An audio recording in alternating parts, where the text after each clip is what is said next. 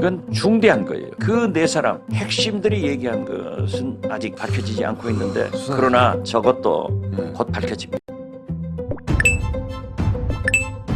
한덕수가 제정신이 아닙니다. 정말 두창이와 함께 빵에 가고 싶습니까? 이 부분에 대한 문제와 함께 뒤에서는 내란 특검 발동 시 저쪽에 치명적인 건으로 커질 두 가지 폭로와 함께 우원식 의장 대선과 관련한 부분도 보고드립니다. 먼저 한덕수는 오늘 정부가 그동안 방탄해온 김건희 특검법에 대해 거부권을 행사하고 현재 공석인 헌법재판관 3명을 임명하는 방안에 무게를 두고 막판 고심을 거듭하고 있습니다. 총리실 관계자는 이날 언론과의 통화에서 그동안 정부가 반대해왔던 쟁점 법안들에 대해서는 연속성 차원에서 중심을 유지할 필요가 있다는 의견이 지배적이라며 정책적인 쟁점 법안에 대해서는 거부권을 행사하는 쪽에 여전히 무게가 실리는 형국이라고 밝혔습니다. 이어 어제 정부로 이송된 김건희 여사 특검법도 반헌법적, 위법적 요소가 더욱 강해졌다는 측면에서 거부권 행사가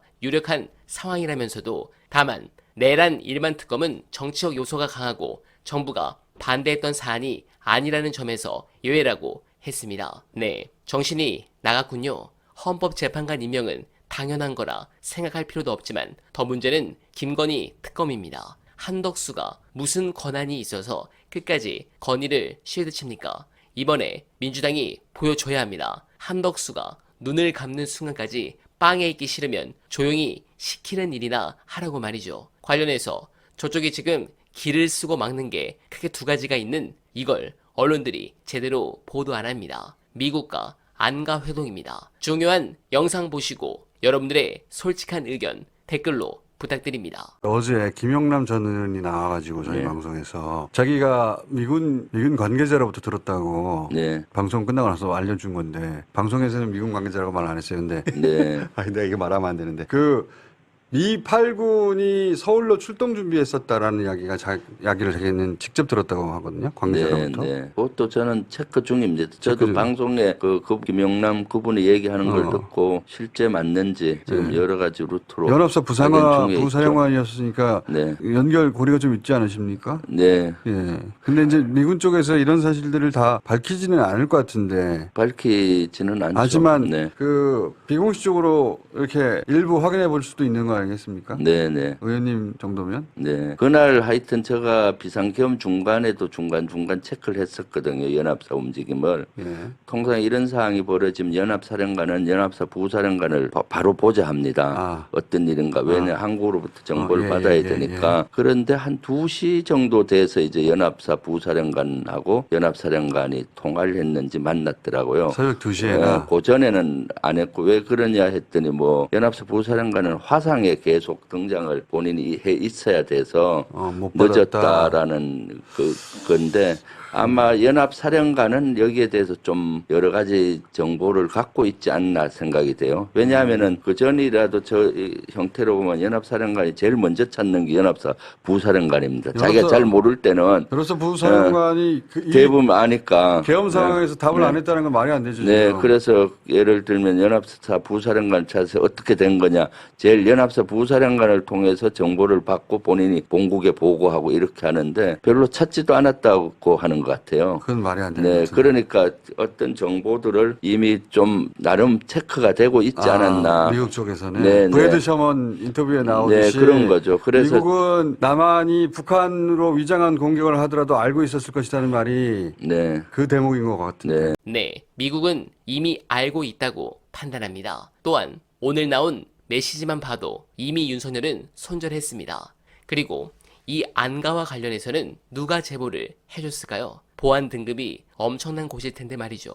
관련해 해당 건이 중요한 이유 보시고 이어가 보겠습니다. 이건 중대한 거예요. 그래서 저는 그 시점에 그런데 지금 현재는 모든 사람들이 다 얘기를 밝혀졌는데 그 네 사람과 2명의 대통령실 비서관이 참석한 그 모임의 내용은 안 밝혀지고 있어요. 근데 그렇게 모였던 사람들이 휴대폰을 바꿔버렸다는 거 아니에요? 그렇죠. 일제히 바꿨는데 저희가 핸드폰 바꾼 그 사실을 확인하고 이제 제가 추궁을 했죠. 왜 바꿨냐고 당신. 법제처장만 밝히면 되는데 처음에는 답변 안 하다가 다구치니까 바꿨다. 알고서 물어보는 거니까. 그렇죠. 예. 예. 이제 모른다고 생각하면 답을 안 했겠지. 그럼요. 굉장히 중요하네요. 그날의 회동에서 무엇을 의논해서 어떻게 어떤 증거들을 인멸하거나 혹은 앞으로 대응할 것인가. 가장 핵심, 예. 가장 핵심들 아니에요. 그렇죠. 그리고 다 법조인들이고 그것도 특징이네요. 제일 측근이고 충암파 박성재. 거기서 무엇을 의논했는지까지는 아직 모르시죠. 아직 그 내용이 아무리 추궁해도 밝히지를 않아요.